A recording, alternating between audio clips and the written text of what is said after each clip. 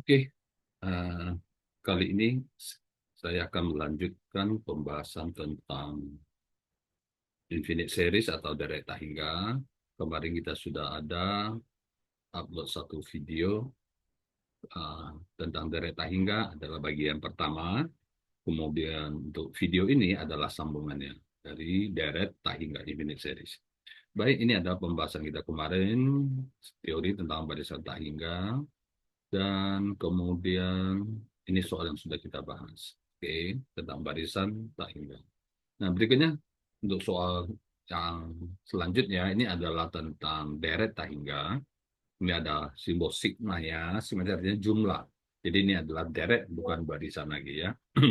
Nah, untuk deret kita akan membaca, kita lihat bagaimana teori menentukan kekonvergenan deret tak hingga. Nah, di sini saya sudah ringkas untuk membantu kita mempermudah menyelesaikan soal-soal yang berhubungan dengan deret tak hingga. Baik, kita mulai dari ini ada deret tak hingga. Ya. Uh, saya perbesar dulu sedikit di sini. Oke, ya. Oke, ini deret tak hingga. Saya kasih simbol SN, yaitu sama dengan jumlah dari AN. AN di sini adalah barisan tak hingga. Jadi jumlah dari barisan itu adalah deret AN, di mana N-nya dari 1 sampai tak hingga, karena ini adalah deret tak hingga. Gitu ya. A1 tambah A2 tambah A3 tambah dan seterusnya. Kemudian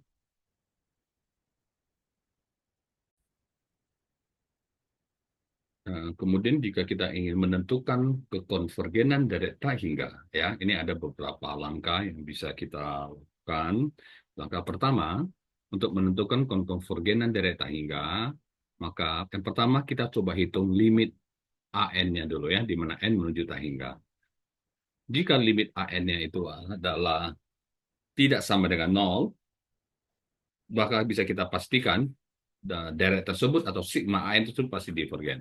Tapi kalau dia limit N menuju tak hingga AN-nya itu adalah 0, maka bisa kita pastikan, jika limit AN-nya itu sama dengan 0, maka deret tersebut bisa konvergen, bisa divergen. Gitu ya. Kemudian yang kedua, gitu, ya sudah kita ikutin langkah pertama, misalkan kita hitung limitnya adalah 0, berarti ada dua kemungkinan, konvergen atau divergen gitu ya. Nah, kalau dia limitnya sama dengan 0, kita harus lanjutkan ke metode kedua ya, untuk menentukan kekonvergenannya. Metode kedua itu kita kasih nama metode uji. Metode uji kekonvergenan pertama, jika dia deret geometri, maka konvergen jika rasionya antara min 1 sampai 1 ya. Deret geometri adalah deret pangkat itu. Dia akan konvergen jika rasionya min 1 sampai 1. Dan konvergenannya adalah menuju ke A1 dibagi 1 dikurang R. Gitu. Oke, yang kedua,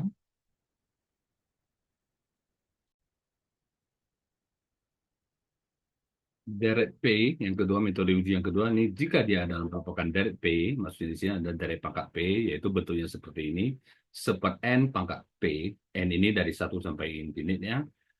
Oke, kita lihat bentuk pangkat P-nya, jika P-nya lebih besar 1, maka dia pasti konvergen. Jika P-nya lebih kecil 1, deret ini sudah pasti divergen ya. P-nya lebih besar, P-nya negatif atau P-nya setengah, maka deret P ini sudah pasti divergen. Berikutnya, yang ketiga. Metode uji yang ketiga, untuk deret yang memiliki bentuk ya n pangkat bilangan real di sini r ini maksud saya real, namun misalnya n pangkat 5, n pangkat min 3 ya, untuk deret yang memiliki bentuk n pangkat r, maka kita bisa gunakan uji limit. Kita bisa gunakan uji limit yaitu limit n menuju tak hingga an per bn. Nah, bn ini adalah suatu bentuk dari deret yang kita pilih sendiri ya. BN ini kita pilih dengan aturan BN ini mempunyai order yang sama dengan AN. Nah, jika kita sudah pilih sebuah deret BN, ya kita kemudian kita hitung limitnya AN per BN sama dengan L. Nah, jika L-nya bernilai antara 0 sampai infinite, maka jika BN-nya konvergen, AN juga konvergen. Jika BN-nya divergen, ya, deret BN divergen, maka deret AN juga divergen. Kemungkinan kedua, jika nilai limit L-nya sama dengan 0, maka jika deret BN konvergen yang kita pilih tadi konvergen, maka AN juga konvergen. Kemudian jika nilai limitnya adalah tak hingga, maka uji tersebut, uji limit kita namakan ini adalah uji gagal. Maka kita harus coba pikirkan lagi dengan metode uji yang lain, ya. Berikutnya, metode yang keempat. Untuk deret yang memiliki bentuk, ya, bentuk seperti faktorial, atau bilangan real pangkat n, misalnya 7 pangkat n gitu ya, atau bentuk n pangkat n ya. Oke. Maka kita gunakan metode uji rasio. Yang namanya metode uji rasio tentu kita bandingkan suku yang di depannya dengan suku yang sebelumnya ya, an tambah 1 per an dengan limit n menuju tak hingga. Nah, kemudian jika rasionya lebih kecil 1, maka deret tersebut adalah konvergen.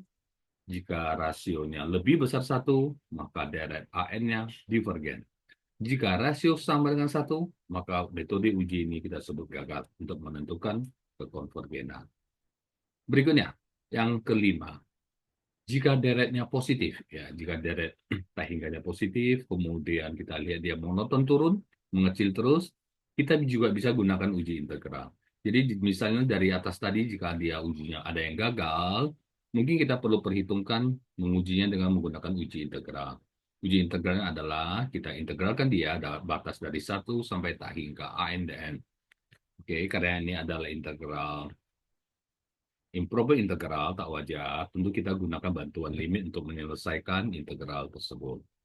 Nah, kemudian kita lihat integralnya. Kalau dia ada nilai integralnya, berarti deret tersebut konvergen ke nilai integral tersebut. Sebaliknya, jika dia tidak ada nilainya, infinite, maka deret tersebut adalah divergen. Nah, berikutnya, kemungkinan keenam, untuk deret ganti tanda. Deret ganti tanda itu barisan sama, ada juga barisan ganti tanda. Jadi dia selalu ada plus minus bergantian. Nah, maka kita tentukan kalau dia deretnya menurun, makin lama mengecil. Kemudian, jika limit dari absolutnya, limit n menuju tak hingga dari absolut atau nilai putusnya 0, kita pastikan deret tak hingga deret ganti tanda tersebut adalah konvergen. Tapi kalau dia limitnya bukan 0, maka dia divergen. Nah, untuk deret ganti tanda tersebut, ya, jika dia konvergen, misalnya, maka ada dua kemungkinan jenis kekonvergenannya. Ada yang namanya kita sebut konvergen mutlak, ada yang konvergen bersyarat, gitu ya. Nah, konvergen mutlak itu jika deretnya konvergen dari ganti tandanya, dan deret dari mutlaknya, kalau kita hilangkan ini satu bakat n ya misalnya, deretnya juga konvergen, maka kita sebut konvergen mutlak. Tapi kalau konvergen bersyarat, jika deret ganti tandanya konvergen, ya limitnya 0, itu deretnya menurun. Tapi kalau kita hilangkan tanda mutlaknya, jumlah dari deret an-nya divergen, sorry, nah, divergen, maka kita katakan dia ini konvergen bersyarat. Kira-kira seperti itu, kira-kira ringkasannya, langkah-langkah atau trik yang kita pakai untuk menentukan kekonvergenan dari sebuah deret tangga. Nah, berikutnya kita akan lanjutkan pembahasan soal. Kita sudah sampai ke deret kemarin. Ini dia, dari soal nomor 9 sampai 18. Tentukan apakah series atau deret tersebut konvergen atau divergen, dan jika konvergen, cari berapa jumlahnya. Konvergen ke berapakah deret tersebut, itu maksudnya. Oke, saya akan mulai dengan pembahasan soal nomor 9. Jumlah dari 1/akar K kurang 1/akar K tambah 1. Oke, ini untuk bentuk seperti ini kalau kita perhatikan, ya. Jadi kita tidak perlu menggunakan sifat di atas. Coba kita jabarkan saja, ya.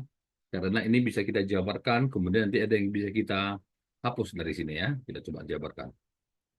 Jika K-nya 1, berarti ini 1/1 kurang 1/2 akar 2 gitu ya. K-nya 1. Kemudian K-nya 2. 1/akar 2 kurang 1/akar 3. K-nya 3. 1/akar 3 kurang 1/akar 4. K-nya 4. seperakar 4 kurang seperakar 5 itu sampai itu K-nya N seperakar N kurang seperakar N tambah 1 ya. Nah, sekarang kita lihat. Oke, misalnya jika K-nya sampai 2, kita bisa cancel ini. K-nya sampai 2, 1 dikurang seperakar 3 ya. Nah, kalau K-nya sampai 3, misalnya, kita bisa coret, sisanya 1 dikurang seperakar 4 ya. Kalau K-nya sampai 3. K-nya sampai 4. Ini bisa dicoret gitu ya. Sisa yang ini. Dan seterusnya. Berarti nanti akan tersisa. Ini juga bakal dicoret ya. Sisa yang terakhir ini dicoret ya. Kita teruskan. Dia akan bersisa minus seperakar N tambah 1. Maka deret tersebut adalah sama dengan 1 dikurang seperakar N tambah 1. Kemudian jika saya hitung limitnya, limit dari N menuju tak hingga 1 kurang seperakar N tambah 1 ya, seperti ini. Ini sudah saya hitung deretnya secara manual, kira-kira begitu. Saya limitkan 1 dikurang seperempat hingga adalah 0, sehingga hasil dari deret tersebut adalah konvergen dia, dan konvergennya adalah ke 1. Gitu ya. Berikutnya untuk soal nomor 10. Deret seperti ini juga bisa kita jabarkan secara manual. Ya, coba kerjakan di bagian bawah untuk soal nomor 10, yaitu seper K kurang seper K tambah 2 ya. Seper K kurang seper K tambah 2. K dari 1 sampai K hingga seper K dikurang seper K tambah 2. Seperti ini. Nah, deret-deret tersebut seperti ini bisa coba kita jabarkan saja. K-nya 1, seper 1 kurang seper 3. K-nya kalau 2, seper 2 kurang seperempat. K-nya jika 3, seper 3 kurang seper 5. K-nya 4, seper 4 kurang seper 6. Sampai jika K-nya N, seper N dikurang seper N tambah 2 ya. Nah, sekarang kita lihat, kita sudah jabarkan sigmanya ini secara manual. Jadi jika kita jumlahkan semuanya, kita lihat jika K-nya 2 seperti ini ya. Jika K-nya 3, kita bisa coret dan jika K-nya 3, saya bisa coret sepertiga min sepertiga jika K-nya 3. Kemudian jika K-nya 4 itu jika K-nya 4 saya bisa coret ini dan di sini ya, kita lihat ya. Nanti ujung-ujung akan tersisa min seperenam ya, selalu yang terakhir. Jika K-nya 4, kemudian jika K-nya 5, nanti ini bakal dicoret juga seperti ini. Sehingga nanti di ujungnya akan kita lihat tersisa dari eh, 1 tambah setengah gitu ya. Kemudian dikurang dari seper N tambah 1, dikurang dari seper N tambah 2 ya. Hasil dari penjumlahan kita tadi ya. Seper N tambah 1 ini ada dari sini gitu. Seper N tambah 2-nya adalah yang di sini seper 6 ya.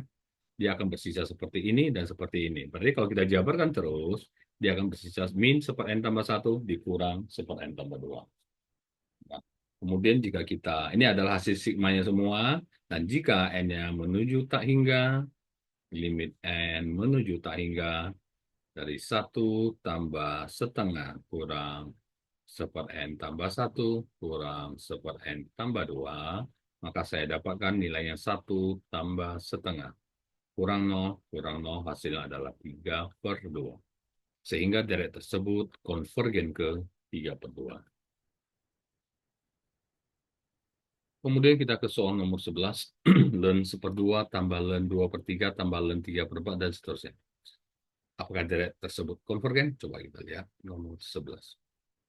Ln dari seperdua itu adalah ln 1 kurang ln 2 gitu ya.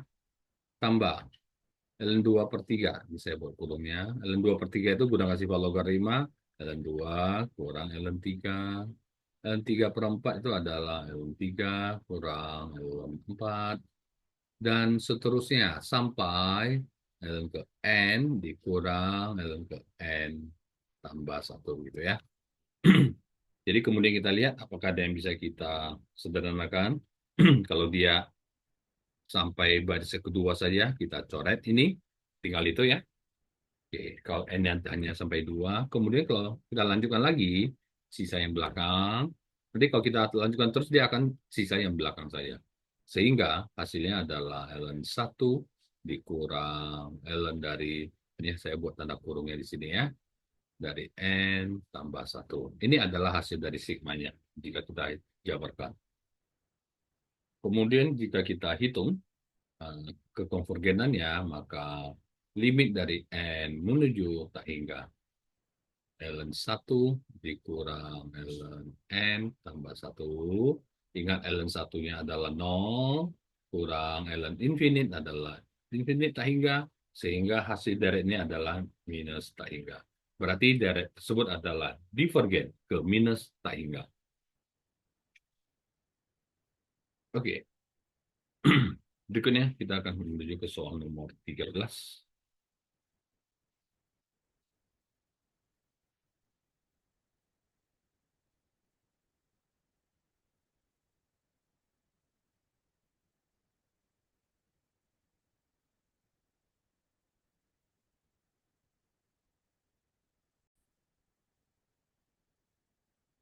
Soal nomor 13, sigma K dari 0 sampai tak hingga E pangkat min 2K. Jika saya jabarkan, perhatikan, ini adalah merupakan deret pangkat ya, dari geometri.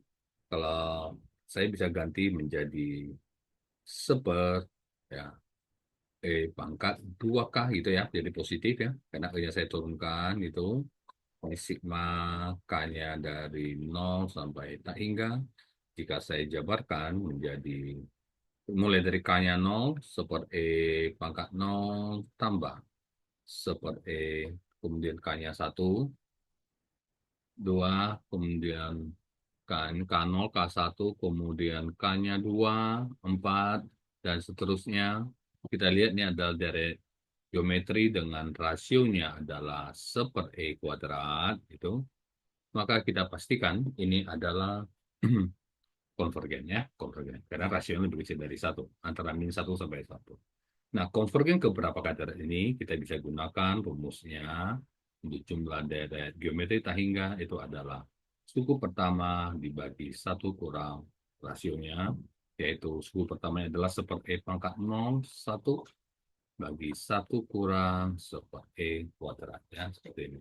Kemudian jika kita mau sederhanakan, kita sama penyebut atau bagaimana, kita akan dapat hasilnya adalah atas kali E kuadrat, bawah kali E kuadrat, begitu kira-kira.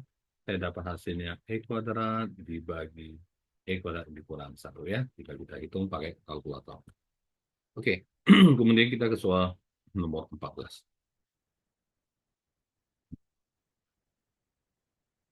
Untuk soal nomor 14, ini adalah sigma K0 sampai infinite.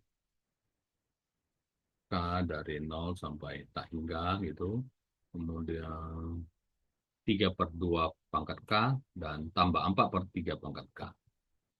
3 per 2 pangkat K tambah 4 per 3 pangkat K.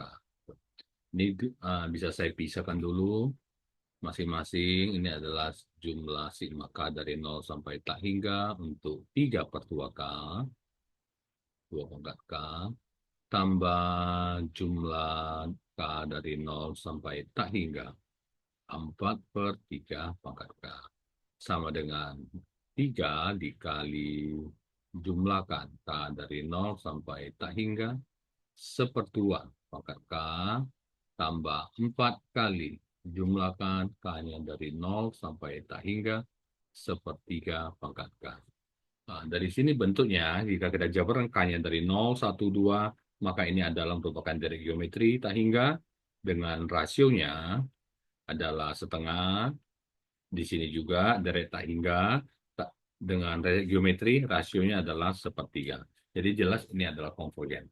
Konvergen ke berapakah? Nah, ini akan kita hitung. Sama dengan 3 kali suku pertama, gitu ya, dibagi satu kurang rasio. Nah, saya langsung hapus, saya ganti suku pertamanya. Suku pertamanya adalah K-nya 0 di sini ya. Suku pertamanya adalah 1 dibagi satu kurang rasionya setengah. Tambah 4 kali suku pertama dibagi, ya suku pertamanya sepertiga pangkat 0 karena K-nya mulai dari 0. Suku pertama dibagi satu kurang rasio. Jadi hasilnya adalah sama dengan di sini 3, 1 bagi satu kurang setengah jadinya 2. 3 kali 2, 6. Kemudian ditambah dengan 1/1 kurang sepertiga. Ini kalau saya hitung 2/3, 4 kali 3 per 2, ini juga 6 ya. Jadi ini 6 tambah 6 adalah 12. Maka deret tersebut konvergen ke 12. Oke, berikutnya kita ke soal 15.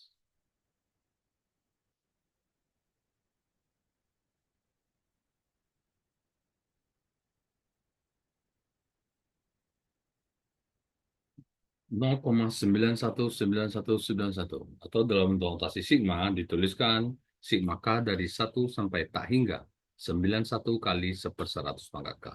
Jika saya tuliskan 91 yang bisa saya tarik ke depan, jumlahkan K-nya dari 1 sampai tak hingga 1/100 dipangkat dengan K. Ini adalah dari geometri tak hingga juga, ya, rasionya adalah 1/100. Coba kita jabarkan, misalnya mulai K-nya 1 gitu, K-nya 2, K-nya 3 gitu ya, dan seterusnya. Jadi dari geometri tak hingga di sini ini dengan rasio adalah 1/100, jelas ini konvergen, rasionya antara -1 sampai 1 gitu ya. Nah, konvergen ke berapakah? Kita coba ya, 91 kali suku pertama, formulanya dibagi 1 dikurang rasio gitu. Coba kita hitung dia. Dengan cara gampang, saya hilangkan penyebutnya. Atas kali 100 misalnya, bawah juga dikali 100, saya dapat dia 91 kali 1 dibagi 100 kurang 1. Sehingga hasilnya adalah 91/99. Jadi deret di atas ini, nomor 15, dia akan konvergen ke 91/99. Oke. Berikutnya, untuk soal nomor 18.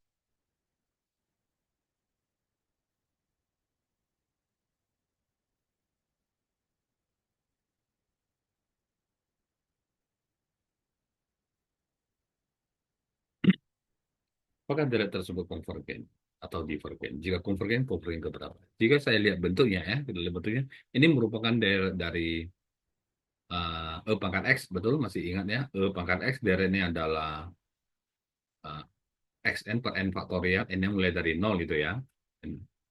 Xn, S pangkat 1/1 faktorial, kemudian tambah X pangkat 2 dibagi 2 faktorial, tambah X pangkat 3 dibagi 3 faktorial, dan seterusnya. Nah, jika kita bandingkan dengan soal kita di sini, gitu ya, ini ini adalah 1, ya, kita bandingkan 1 dikurang 1/1 faktorial, tambah 1/2 faktorial, kurang 1/3 faktorial, tambah nanti 1/4 faktorial gitu ya. Maka kita bisa simpulkan ya. Coba kita lihat. Ini adalah E dipangkat dengan -1 ya. Coba kamu ganti X-nya menjadi -1 gitu. Maka dia akan berubah menjadi deret di bawah. Ya. Berarti deret tersebut adalah konvergen ke E pangkat -1. Atau seperti ya. Ini adalah bilangan Euler, bilangan natural. Bisa kita hitung dengan menggunakan kalkulator. Ya. Oke, berikutnya kita menuju ke soal. Oke, ini berikutnya adalah nomor 15, 19 sampai 32. Ini pembahasan selanjutnya ini akan kita lanjutkan di video yang akan datang ya. Jadi untuk video kali ini pembahasan deret bagian 2 kita selesai dulu sampai di sini. Kita bertemu di video selanjutnya.